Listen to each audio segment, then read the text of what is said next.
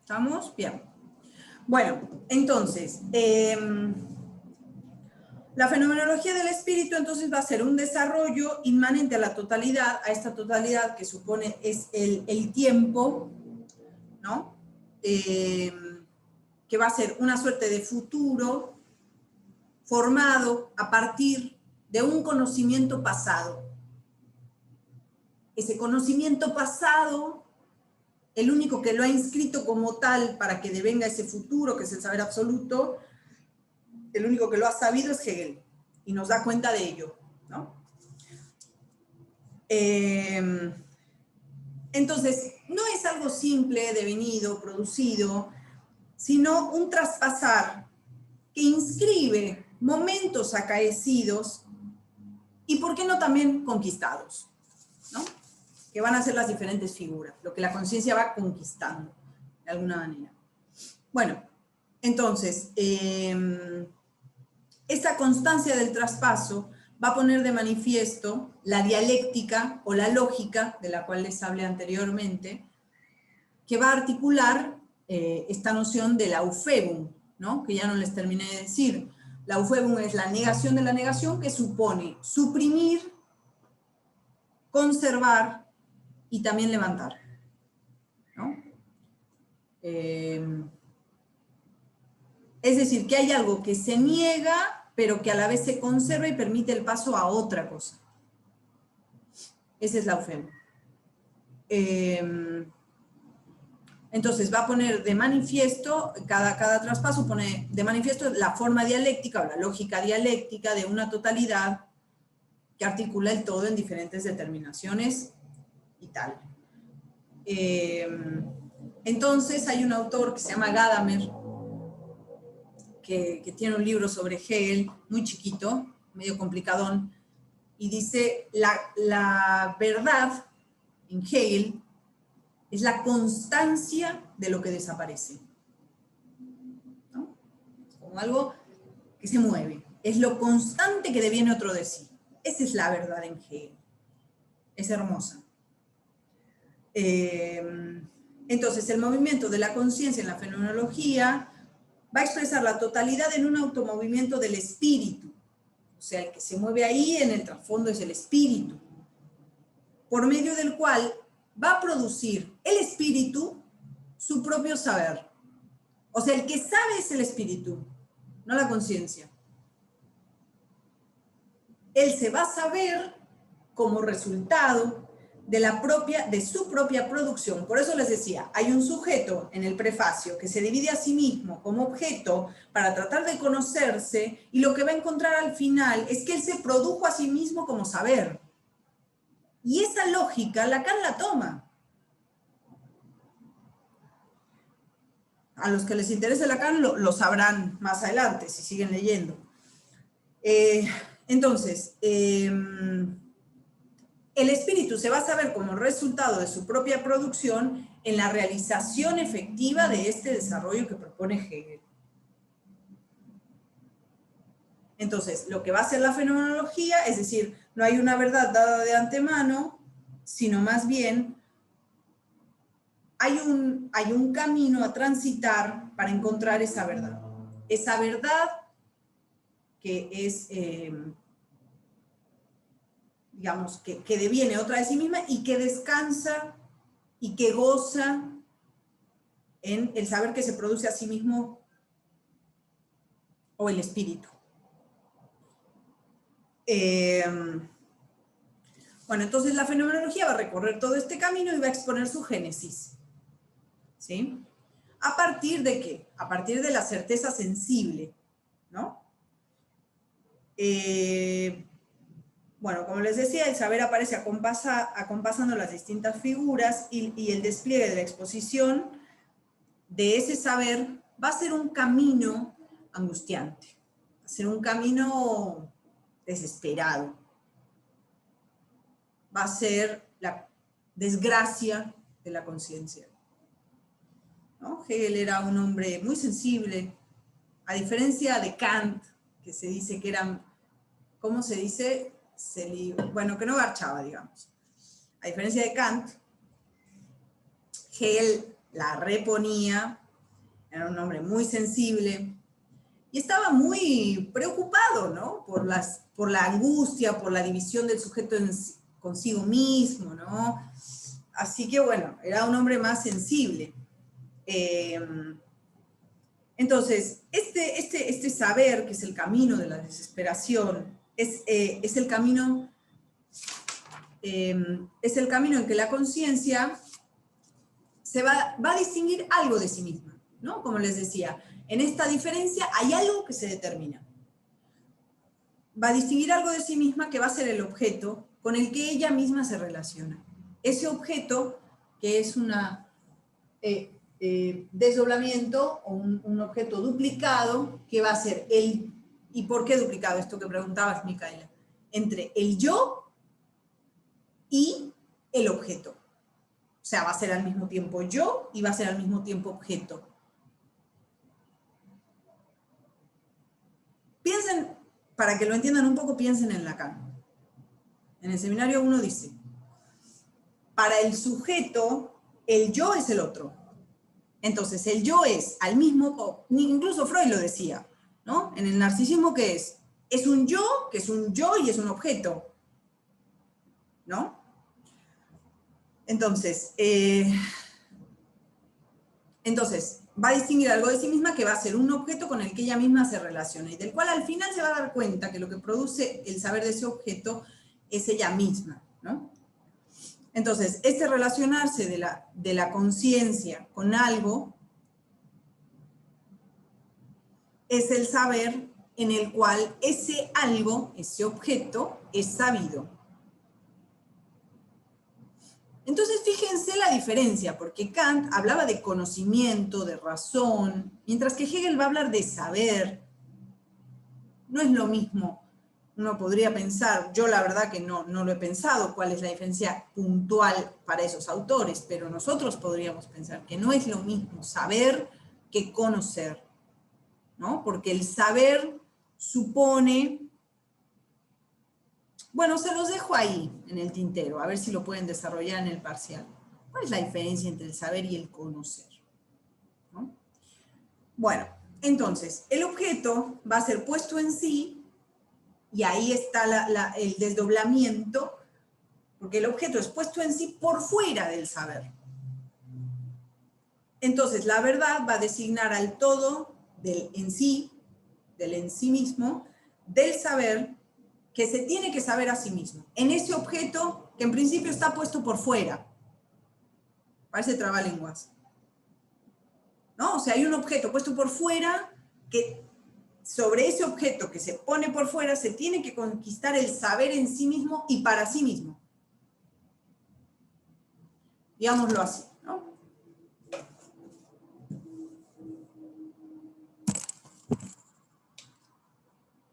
Un sujeto, un objeto, y pongamos que este objeto está puesto por fuera, ¿no? Entonces, ese objeto puesto por fuera se tiene que conquistar de alguna manera en un saber para sí mismo y en sí mismo, ¿no? Tiene que volver. Pero ¿qué pasa? En esta vuelta lo que ocurre es que pasa a otra cosa, a otro tipo, a otra figura de la conciencia, hasta que se alcanza la reconciliación, ¿no? Que es el espíritu, el saber absoluto. Entonces, mientras que en principio el saber va a ser para otro, después va a tener que ser para sí mismo. O sea que va a haber una diferencia, fíjense, entre el saber que tiene que ser para sí mismo y en sí mismo. ¿Cuál es la diferencia para Espera, sí mismo y en sí? y la verdad, ¿no? Que la verdad va a ser otra de sí misma. O sea, el saber debe ser en sí mismo y para sí mismo. Pero ¿qué pasa? Tenemos un problema porque el objeto está por fuera, por un lado. Por el otro lado tenemos la verdad, que la verdad, yo les dije, es la constancia de lo que desaparece. La verdad siempre es lo otro de sí misma. La verdad es el devenir otro de sí misma. Entonces, esa diferencia, volvemos a la lógica, la diferencia tiene que pasar por la oposición y por la contradicción para superarse y devenir una unidad, saber y verdad.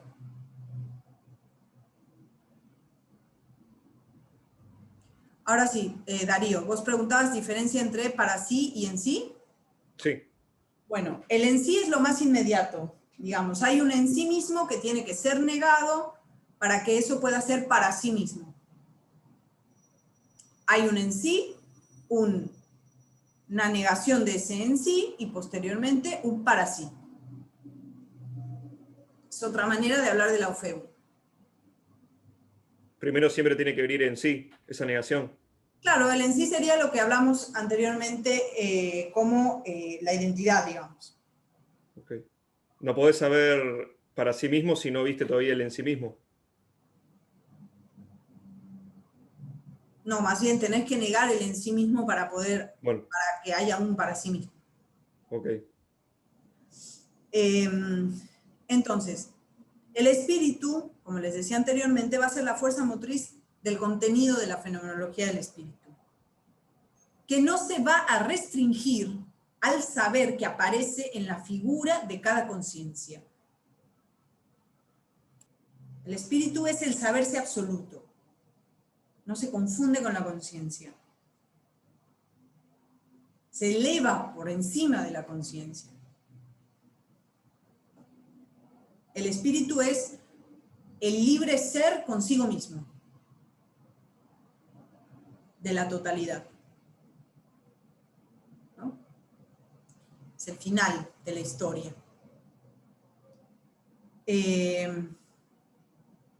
Entonces, el fundamento del saber va a residir en esta autoactividad del espíritu. Digamos que la conciencia sería como el personaje y el director de la obra sería el espíritu. Entonces el espíritu la empuja con un condimento, que es lo que la inquieta, ¿no? Como que le pone un polvo mágico, esa inquietud, y se llama deseo, ¿no? Entonces, ¿qué es el deseo? Les leo lo que dice Koyev, que dice Hegel. Dice, el deseo es la presencia de una ausencia.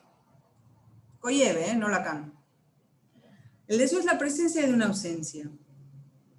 Considerado en cuanto tal, es una realidad empírica.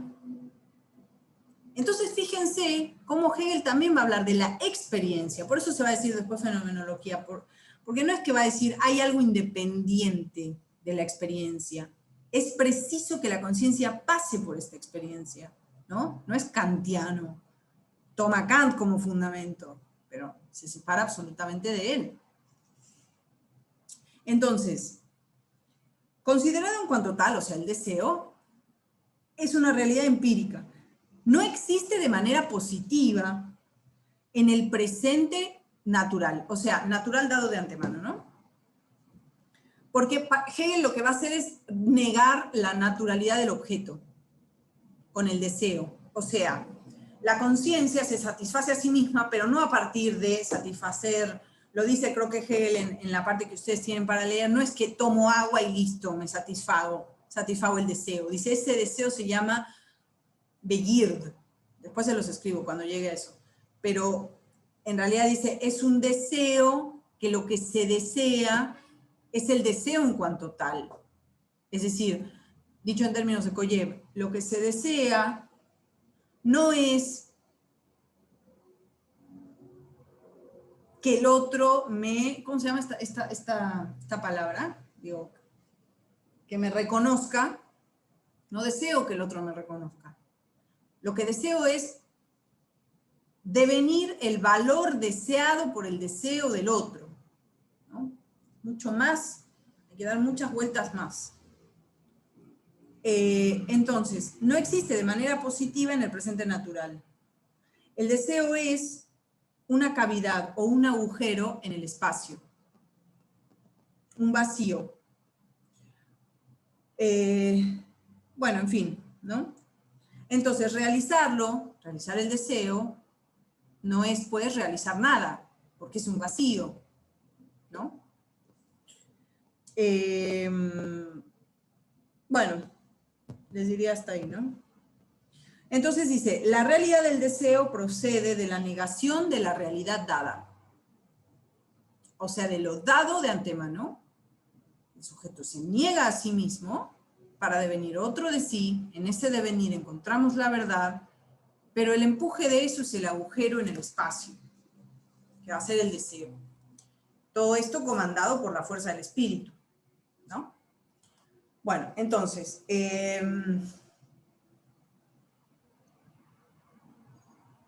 entonces el espíritu se va a extrañar, en el comienzo de la fenomenología del espíritu, se va a extrañar de sí mismo y va a volver sobre sí mismo en todas estas figuras que se disuelven, que surgen y que se disuelven, ¿no? Pero que ponen una marca.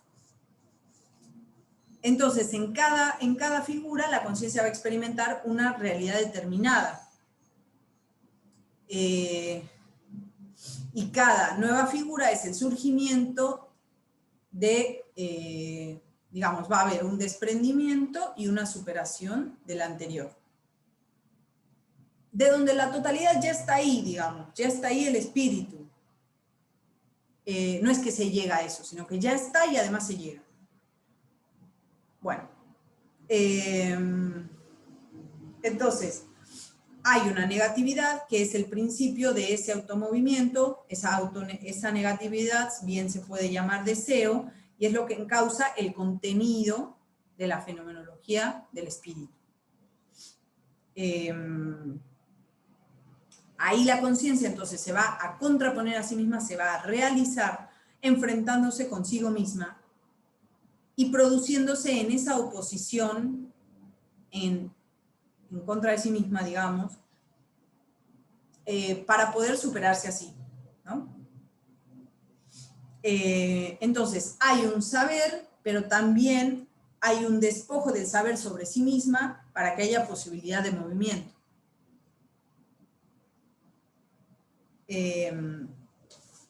Entonces, el concepto ahí del sujeto,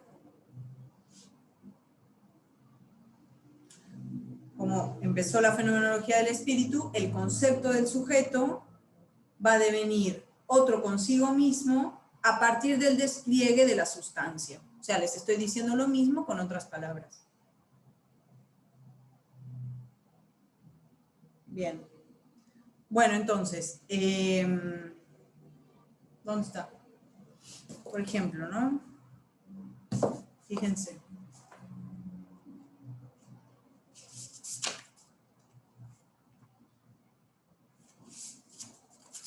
En esto que ustedes tenían para leer, hay una parte en donde dice, la conciencia sabe algo, y este objeto es la esencia o el en sí. Este objeto que la conciencia sabe es la esencia o el en sí.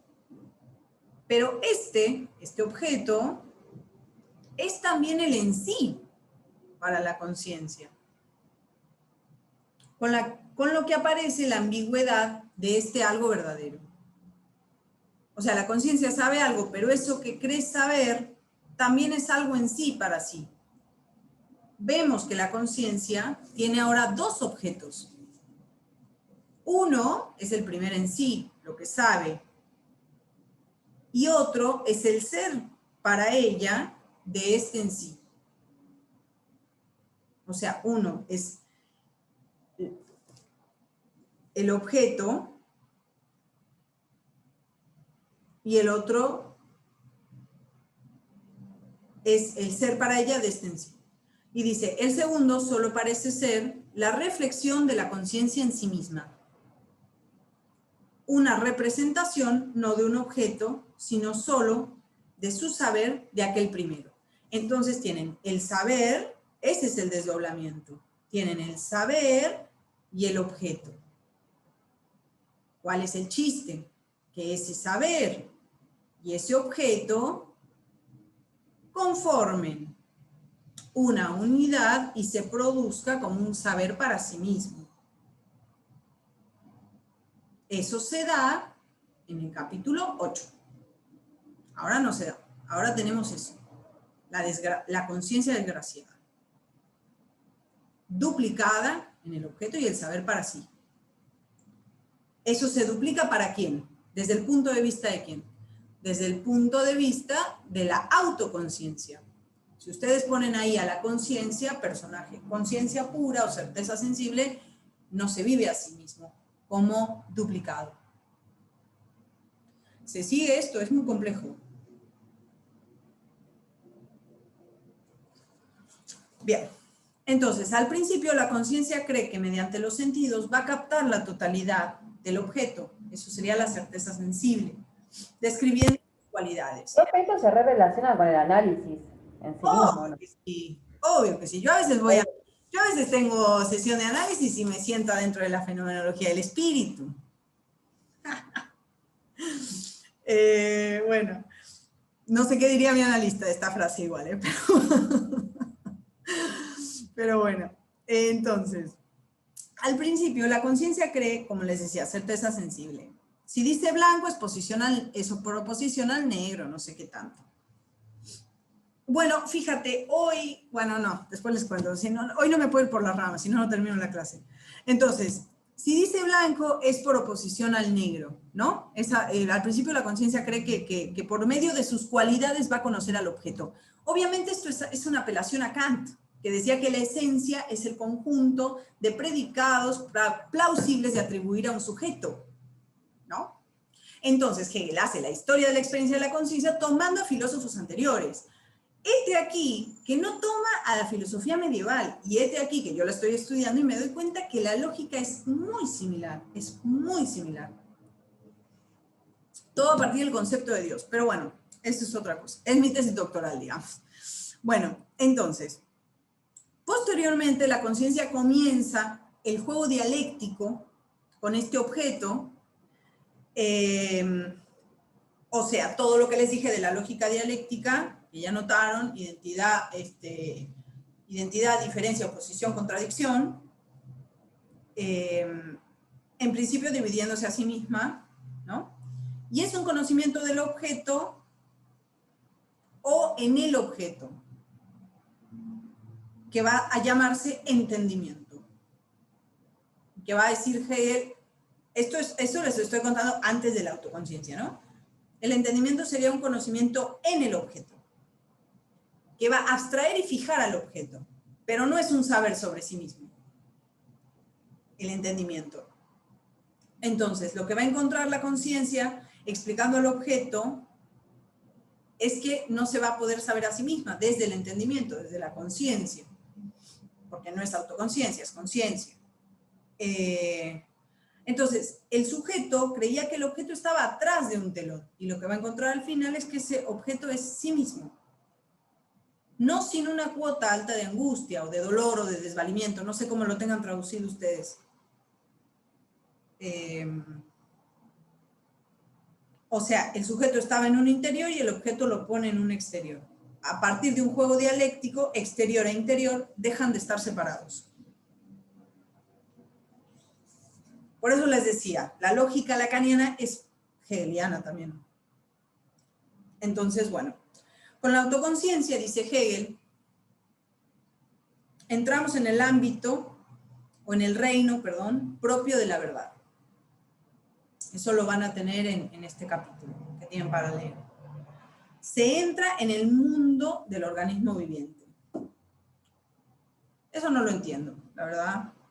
Hay teorías sobre qué quiso decir Hegel con la vida, vieron que hay un momento donde habla de la vida como si fuera un real más, lo orgánico. Bueno, hay lecturas sobre eso, ¿no? Es el punto en el que dice Koyev, yo aquí me distancio de Hegel, por ejemplo, ¿no? en la cuestión del orgánico, lo viviente, presentado como un real. Porque siempre lo que hizo Hegel fue negar, digamos, la naturalidad del objeto. Dice, el deseo no se satisface tomando agua. Ese es el deseo animal, al que llama Begierd, ¿no? Bueno, entonces tenemos el Begierd, no sé alemán, pero se escribe así, se los pongo por el chat.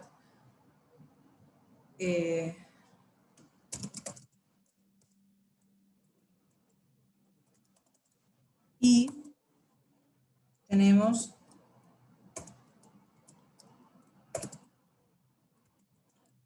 Anerkennung, que es el deseo de reconocimiento, ¿no? Es el deseo propio del hombre. Entonces, la autoconciencia es la conciencia provista de sí misma. Es la conciencia que se provee a sí misma.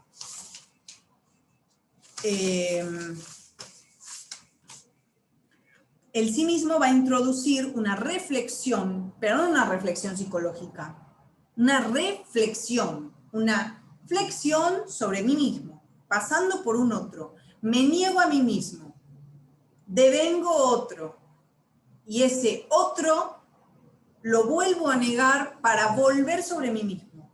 Eso es una reflexión. Es un retorno desde el ser del otro. Esa es la autoconciencia. Comienza en la percepción sensible, luego pasa por el entendimiento, que es la conciencia con la capacidad de juzgar, es decir, que se sepa algo de sí mismo, y después vuelve sobre sí. Saberse a sí misma supone un retorno desde su relación con el objeto, que designa un ser otro distinto de ella misma.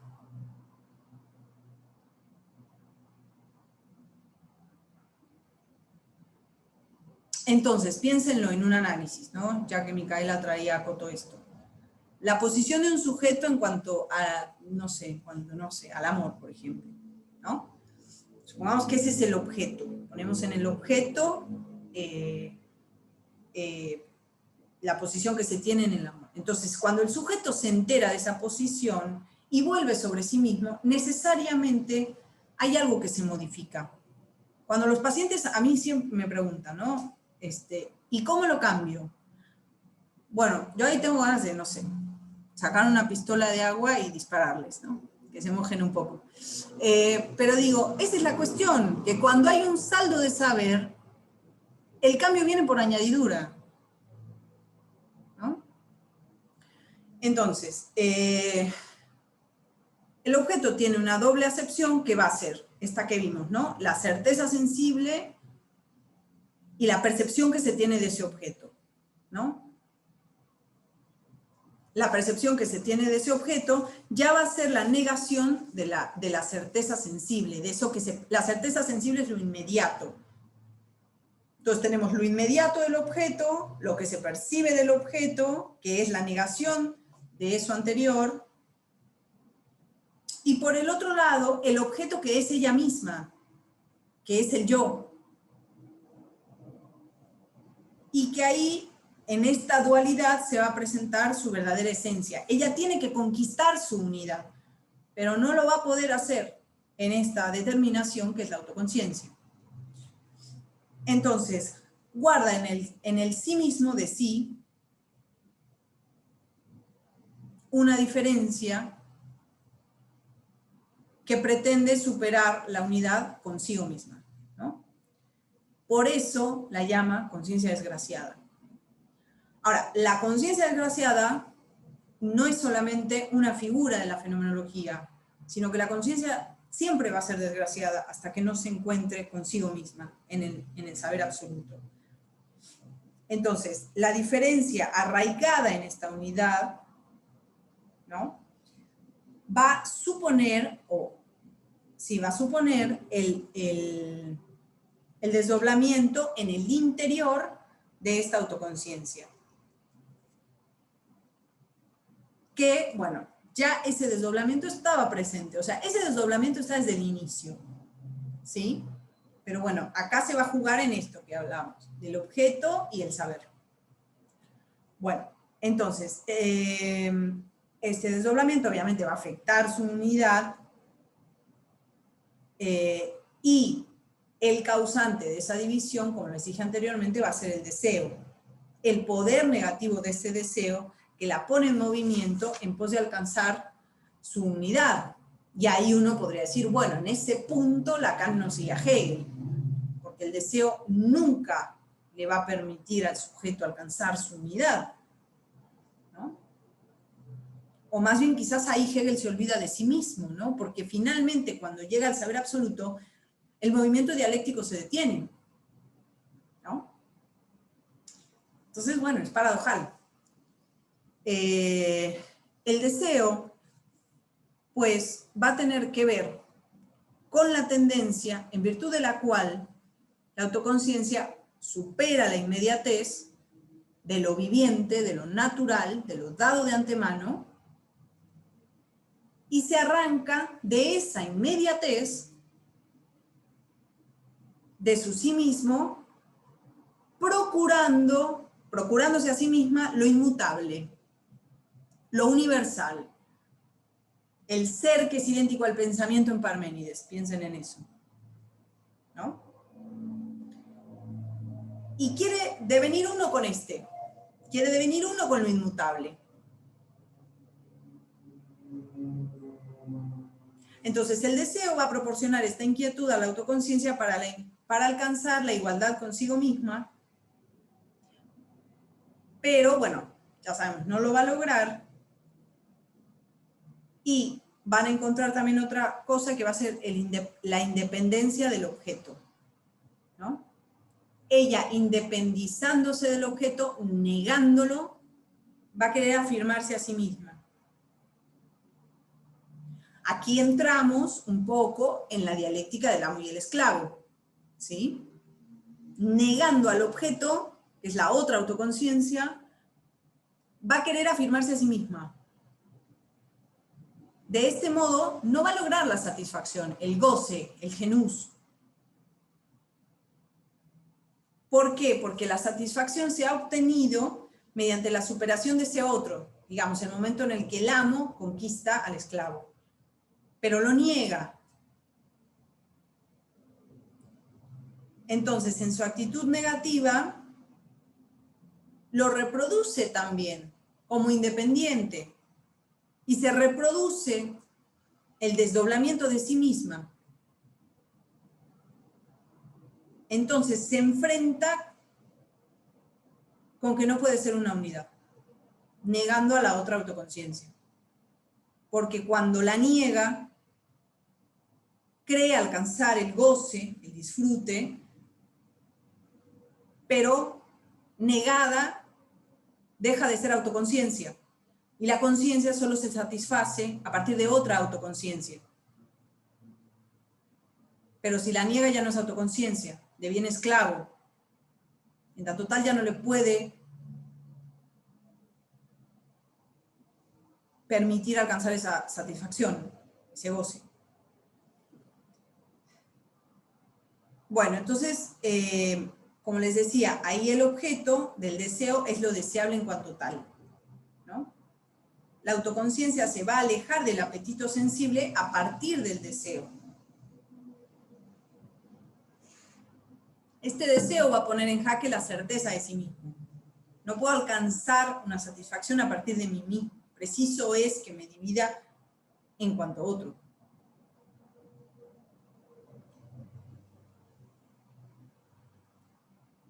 Y esto es paradójico, ¿no? Nosotros que somos, o ustedes que van a devenir psicoanalistas, o psicólogos, no sé, lo que sea, lo que elijan. Pero digo, es paradójico porque, digo, no sé, yo soy psicoanalista, digo, para pensar esta cuestión freudiana de la autosatisfacción. ¿Cómo leer la autosatisfacción? ¿Es un satisfacerse con el sí mismo? ¿Hay un sí mismo? Si el narcisismo es ponerse a sí mismo como objeto y no hay otra aprehensión del sí mismo más que ser un objeto, ¿cómo puede haber autosatisfacción si siempre es otro de sí, el yo? Bien.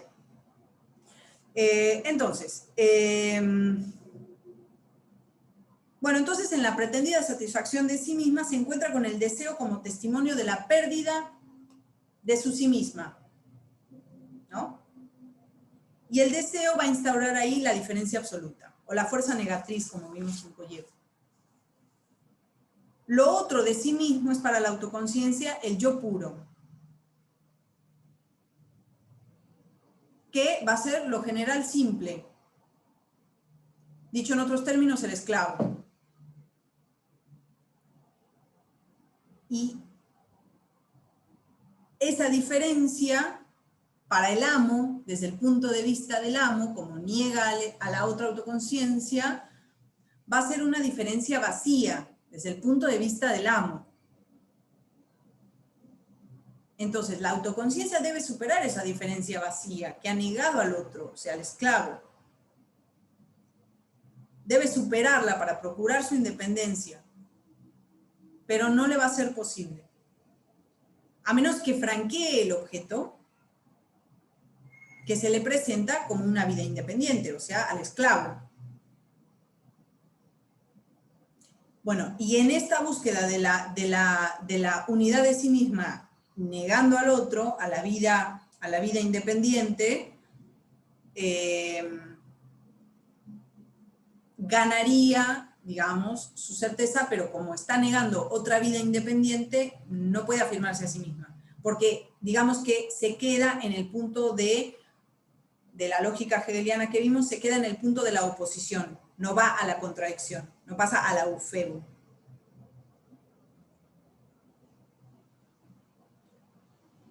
Porque no la supera, porque lo ve como nulo. Pero este objeto, aunque ella lo vea como nulo, el esclavo, el amo ve al esclavo como nulo, esta otredad como nula, esta otredad persiste y es el objeto independiente que posteriormente va a poder realizar su propia negación mediante el trabajo. Cuando relean esa parte lo van a ver, mediante el trabajo el esclavo niega la inmediatez de lo natural y va a poder, digamos, superarse. Entonces ese objeto se va a convertir en autoconciencia viva a partir del trabajo. Y en cuanto a autoconciencia, va a ser también un objeto, o sea que vimos la parte del amo que no puede llegar a la unidad porque niega la independencia, niega al objeto como vida independiente, y por otro lado el esclavo, que mediante el trabajo está bien, puede negar lo natural, pero sin embargo ambas consideran que merecen ser reconocidas para ganar su libertad. La cuestión es que están en un aprieto, porque para ganar su libertad y ser reconocidas por el otro, de la manera en la que lo hacen es, digamos, no de una manera de la negación, sino simplemente de la negación. Entonces no pueden alcanzar la libertad general. ¿Por qué? Porque es unilateral lo que están queriendo, porque solamente se están tratando de ganar ese reconocimiento, que es individual, no es general. Lo que Hegel dice es importante, es lo general, conquistar lo general, lo inmutable, ¿no? Entonces ahí la conciencia, la autoconciencia ve al otro como objeto y lo quiere negar para afirmarse a sí misma, pero ahí lo que encuentra es dividirse a sí misma. No encontrar esa satisfacción. Porque permanecen en esa